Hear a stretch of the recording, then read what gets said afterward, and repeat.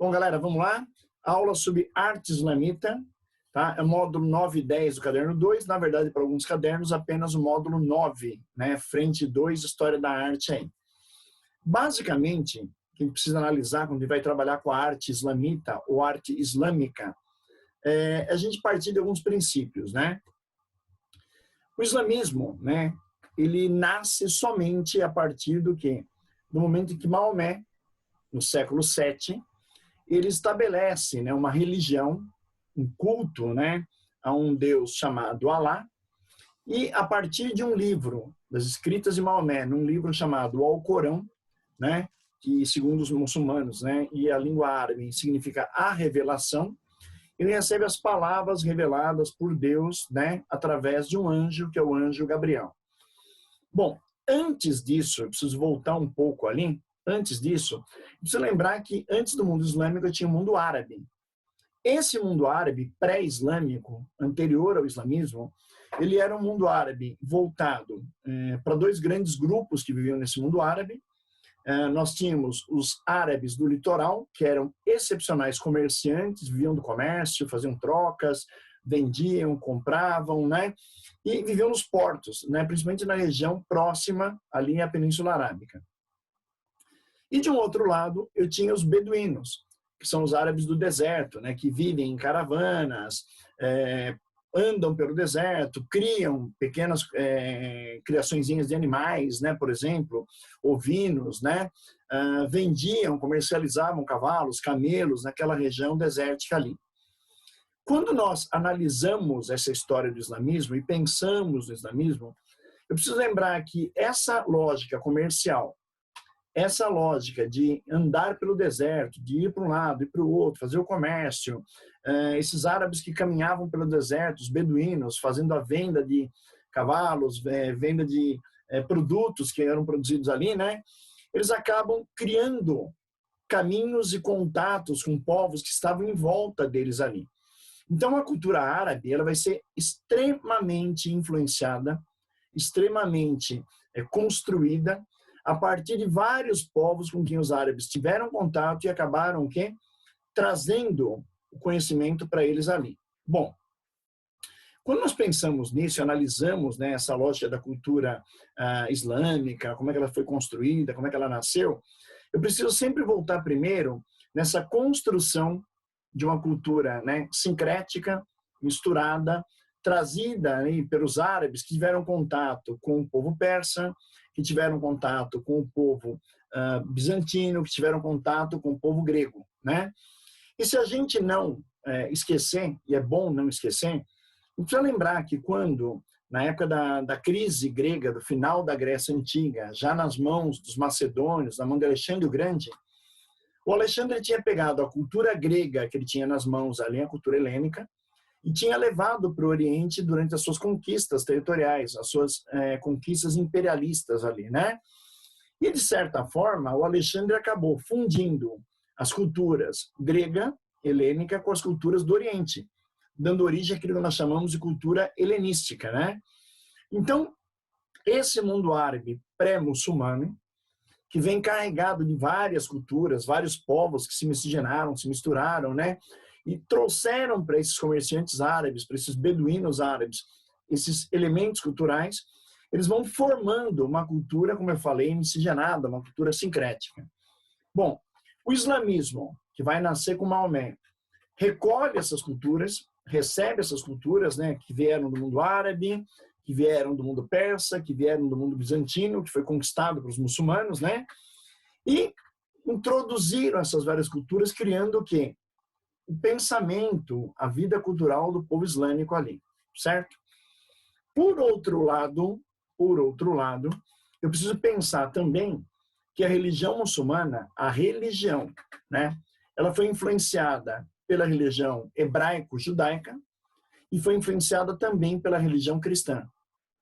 Então, a hora que eu falo em um povo muçulmano que nasce a partir de Maomé, que Maomé acaba unificando, né, todo mundo árabe através da religião, através da fé, a gente também entende que essa unificação não é só uma unificação territorial. é uma unificação cultural, é uma integração de várias culturas, é uma integração de vários credos religiosos que vão se encontrar no islamismo. E o ponto-chave para o encontro de tudo isso é a cidade de Meca, na Arábia Saudita. Então, em Meca, que era um grande centro comercial da antiguidade, né, um grande centro comercial da Idade Média ali, você vai perceber que há a congruência de culturas, a congruência de ideias, e também, né, com o passar do tempo, com a expansão muçulmana, há essa união de pensamentos de religião. O hebreu, o judeu, o cristão, o culto árabe, que vão acabar o quê? Se fundindo ali.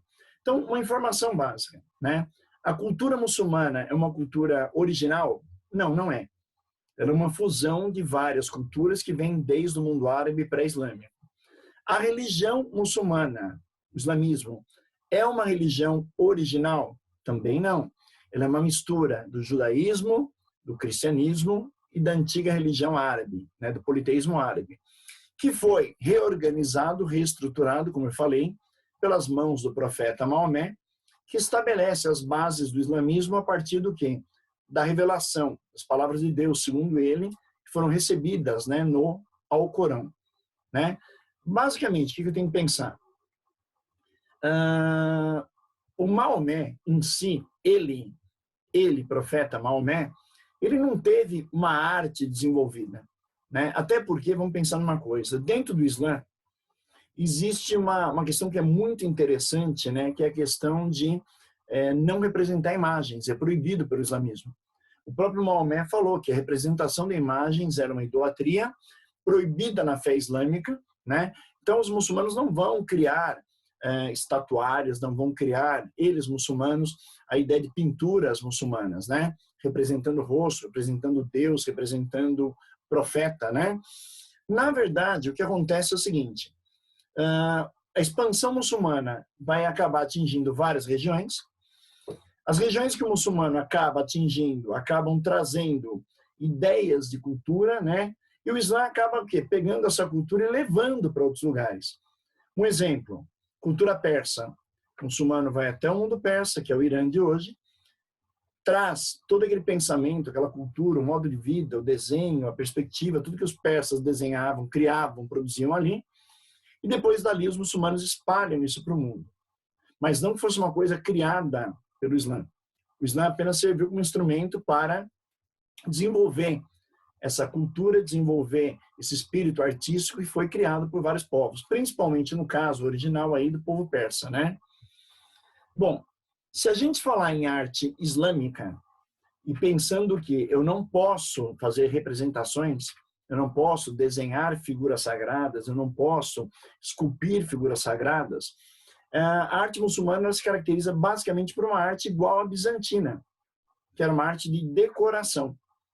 Os prédios eram altamente decorados, as construções eram altamente decoradas, era muito belo, muito detalhada a decoração, mas, na verdade, não havia aquela projeção de uma ideia de construir, através da imagem, da escultura, da pintura, alguma coisa que fizesse uma representação de um Deus, de um profeta, de uma religião, de uma fé, ok? Então, o que acaba acontecendo? Como Alá, né, o Deus, para eles ali, aliás, a palavra Alá em árabe, Deus, né, Alá, né, ele acaba não tendo uma forma definida. Ele não é de forma humana, não é de forma animal, não é de uma forma antropomórfica. Alá é apenas divino, é uma divindade, segundo o Islã.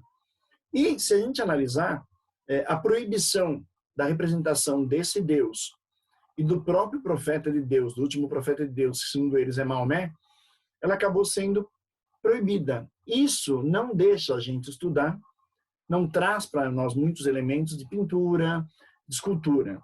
E o muçulmano, ele acaba o quê? Caminhando para aquela lógica oriental, que é trabalhar com desenhos geométricos, trabalhar com formas abstratas, fazer o que nós vamos chamar daqui a pouco de arabescos, que são os desenhos que representam formas geométricas, abstratas ou da natureza, que se repetem continuamente, formando bordas decorativas, formando elementos de decoração em volta de objetos, né?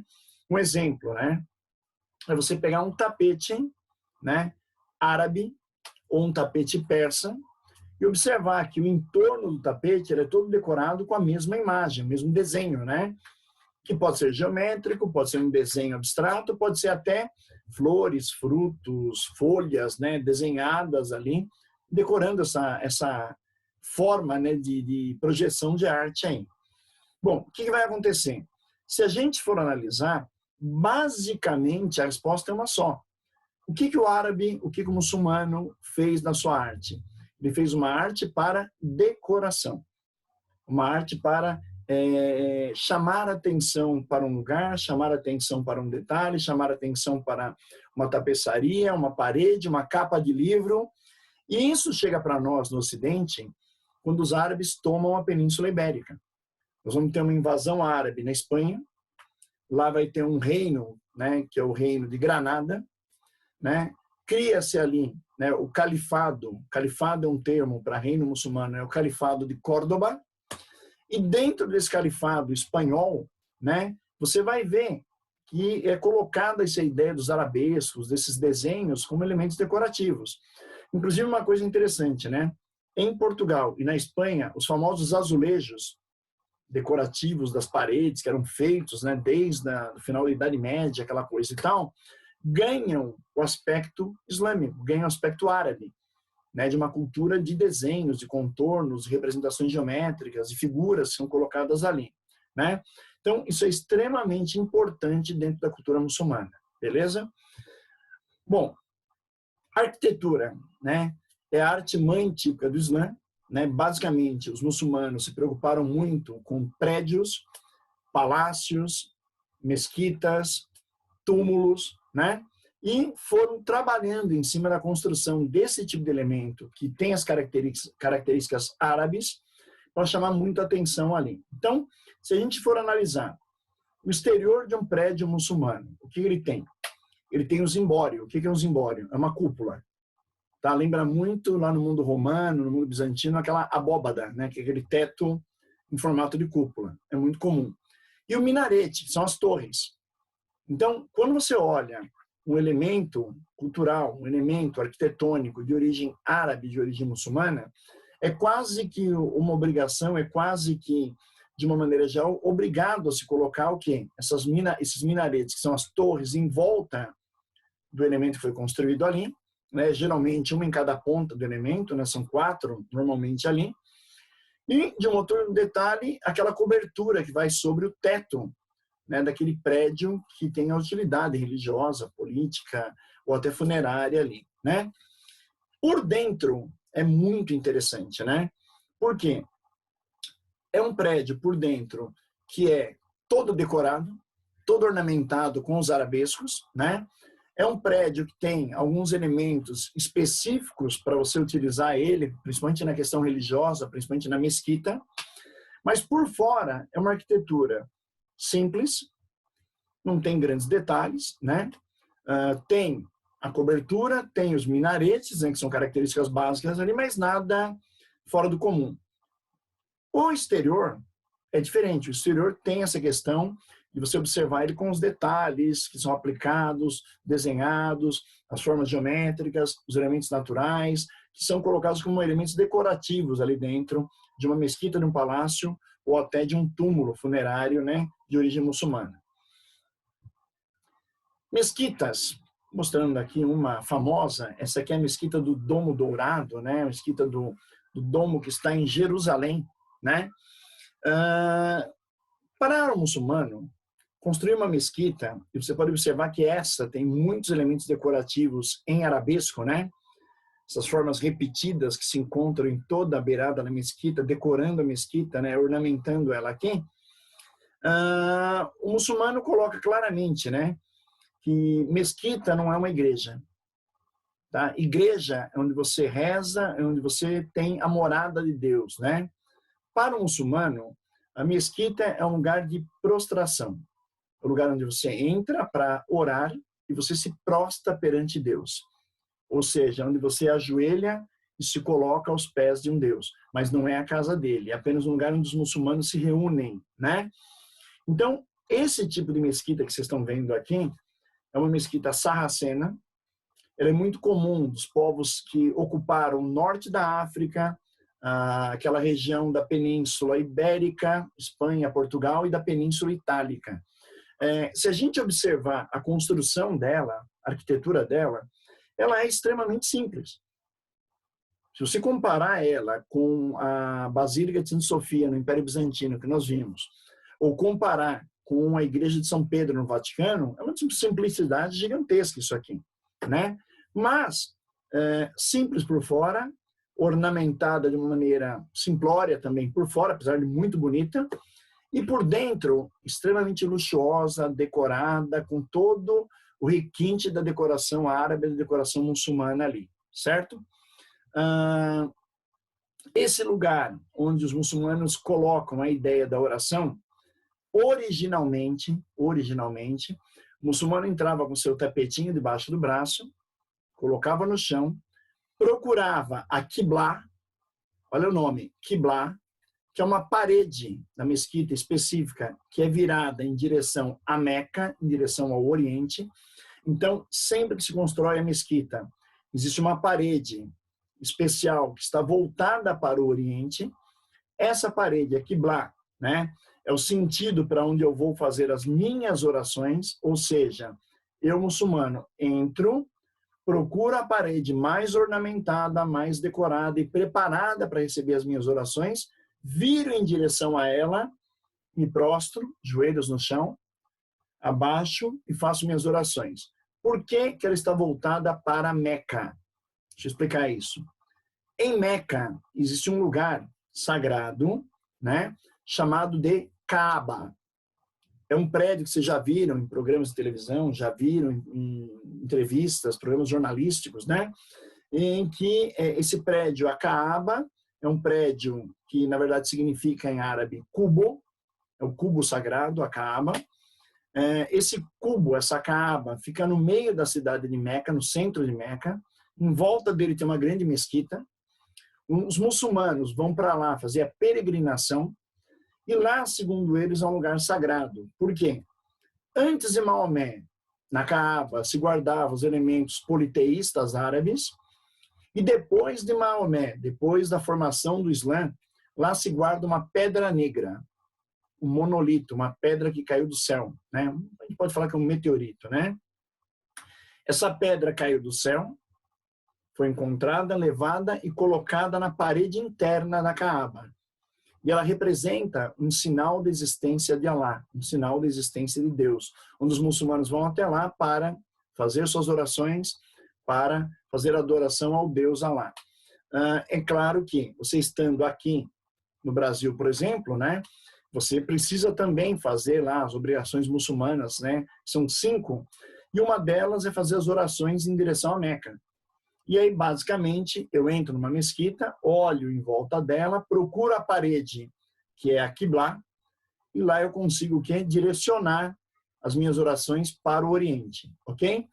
Bom, o resto da mesquita, decorado sempre, né, um pouco mais simples, mais simplório com relação à Qiblá, né, mas também eu preciso tomar muito cuidado dentro de uma lógica da oração.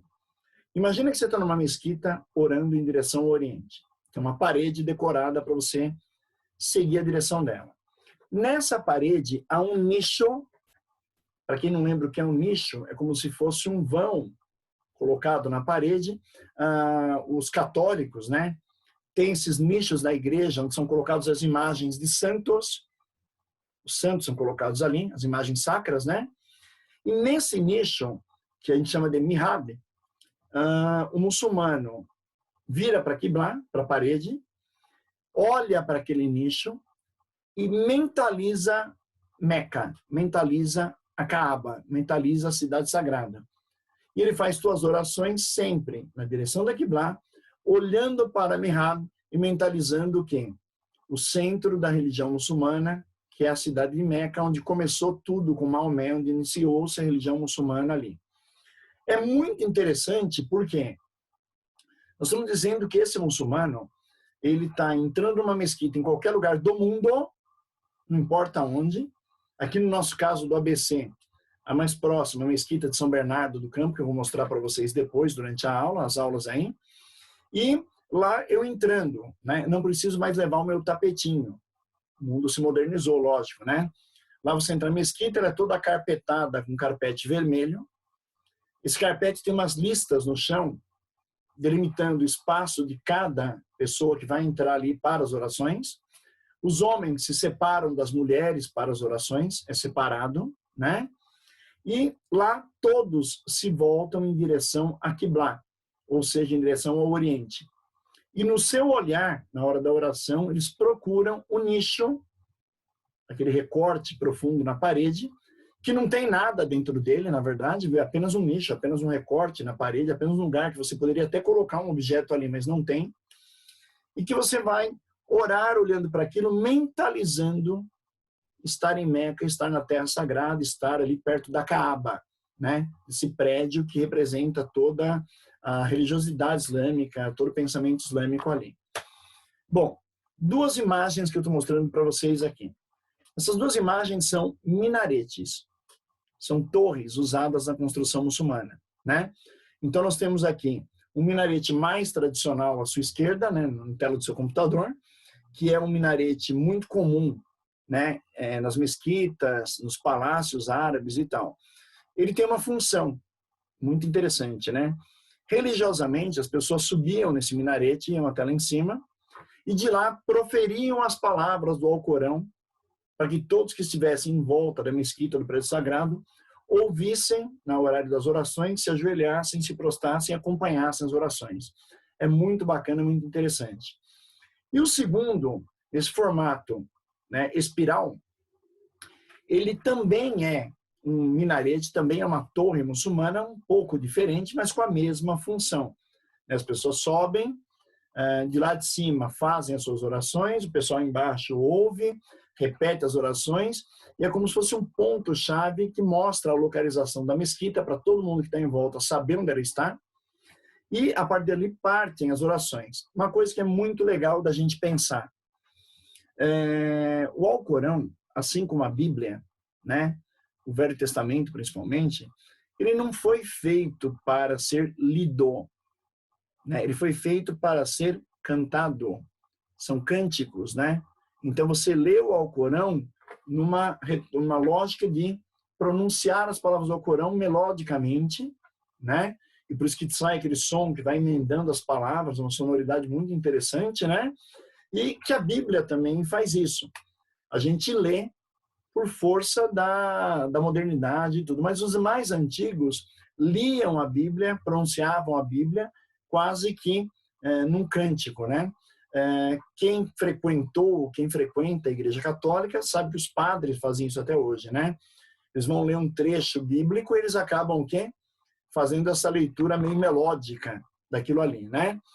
Quando você analisa, quando você pensa nisso, né, começa a entender essa lógica do cantarolar, de ser melódico, usar uma melodia para pronunciar as palavras de Deus ali, um lugar perfeito para fazer isso, alto, na mesquita, em que o povo embaixo vai ouvir, vai acompanhar, é o minarete, né? Então ele até demarca a localização da mesquita e ao mesmo tempo serve para expandir, levar essa palavra de Deus aos que estão em volta ali. Para vocês terem uma ideia, no Oriente Médio, né, é uma coisa interessantíssima, né? Uma das 5 obrigações do Islã, de um modo geral, para o mundo inteiro, mas mais forte lá, são fazer 5 orações diárias. Uma oração pela manhã, ao nascer do sol, né? Ao meio da manhã, o meio da tarde, final da tarde e início da noite, né? E essas orações que são feitas ali, que são pronunciadas ali, elas são obrigatoriamente feitas prostrados de joelho e sempre virados para o Oriente. Em algumas nações, em alguns lugares que são mais ortodoxos, seguem a religião de maneira mais forte, isso é feito às vezes no meio da rua. O muçulmano está lá, no horário de oração, né? Ele é avisado, as pessoas tiram seu tapetinho, põem ali, viram em direção do Oriente, todo mundo faz a oração, que é uma oração até rápida, né? Não é uma oração demorada, e você faz isso sempre buscando, né, o Oriente ou a proximidade das mesquitas que existem naquela região ali, né? Bom, no século VIII, né, quando se colocou o mihrab, né, o nicho, dentro, né, das mesquitas, houve muita crítica a isso. Por quê? Porque o nicho que você está vendo aqui lembra muito, né, o que a Igreja Católica usa para colocar as imagens sagradas. E, de certa maneira, né, se nós formos pensar, eles conseguiram convencer o povo no Islã que isso não era igual da igreja. Isso era apenas um elemento para que o homem olhasse para ele, colocasse sua mente em Meca, na Caaba, e fizesse as suas orações. Então, o que o muçulmano olha ao olhar para Qiblá, para a parede, e para Mihrab, que é o nicho, é exatamente o que vocês estão vendo aqui. As mesquitas têm isso aqui e usam isso aqui frequentemente ali, tá? Bom, segunda coisa importante, túmulos. O túmulo mais famoso construído pelos islâmicos é o Taj Mahal, na Índia. A gente comete um erro brutal, né? Tem gente que fala que o Taj Mahal é um prédio hindu, por estar na Índia. Na verdade, não. Ele é um prédio muçulmano, foi construído no século XVII, né? E é um dos mais famosos elementos da humanidade, né? Construídos pela humanidade. Ele é todo feito de mármore branco, né? Tem uma plataforma de 6 metros de altura, que é um negócio fabuloso, né? 4 minaretes, como eu expliquei, que é normal, com 44 metros, né? Na sua vértice de base. A cúpula dele, em cima, hemisférica, central, né? Tem 26 metros de altura e 20 de diâmetro. Quer dizer, uma baita de uma cúpula em cima dele ali, né? E se você olhar para ele, né? A parte mais alta chega a 60 metros, é o ápice, né, do nível da plataforma de onde ele foi construído ali. Então, para nós, né, além de construção de mesquitas e palácios, o muçulmano se especializou também na questão dos túmulos, né, que é importante para a cultura, é importante para aquele espectro de vida muçulmano ali. Lógico que para isso você tem que pensar numa religiosidade que os muçulmanos têm. Por último, aqui nós vemos o quê? Os palácios, né? Os palácios têm pátios gigantescos, né? Lembra muito o que nós estudamos em Roma, na arte romana, aquelas casas romanas que o telhado é invertido, que eu tenho um grande jardim de inverno no meio da casa, né? Se você olhar para cá, você vai perceber isso aqui. Esse palácio em específico é um palácio lá na Espanha, é o Palácio de Alhambra, Granada, né? Onde tinha o reino de Córdoba, reino muçulmano. Ele é todo aberto, pátios abertos por todo lado, né? Totalmente decorado com elementos repetitivos geométricos, que são os arabescos, né, que a gente falou lá no começo da aula, né? Ele é quase que uma coisa surreal, de tão belo que ele é, né? Se você analisar ele, detalhe por detalhe, olhar factualmente o que foi feito ali, ele é maravilhoso. Você olhando para fora, ele é simples. Ele é um palácio como qualquer outro, um castelo como qualquer outro, uma fortaleza como qualquer outra. Mas internamente a decoração ela é espetacular, ela é surpreendente ali, né? Se a gente pensar, nós precisamos trabalhar outros aspectos da cultura muçulmana ali, mas a arquitetura, que era o ponto-chave para vocês entenderem o muçulmano, a gente conseguiu colocar nessa aula. Na próxima aula aí, que eu dividi ela em duas, né? Nós vamos trabalhar outros aspectos da cultura muçulmana, né? Discutir um pouquinho mais ela ali, e depois falar um pouquinho sobre a filosofia no Islã, o pensamento islâmico, para vocês entenderem como é que surge a literatura, como é que surgem as formas, né, de expansão dessa cultura miscigenada, sincrética que o muçulmano criou. Beleza? Na outra aula a gente continua e vai continuar falando sobre esse assunto ainda do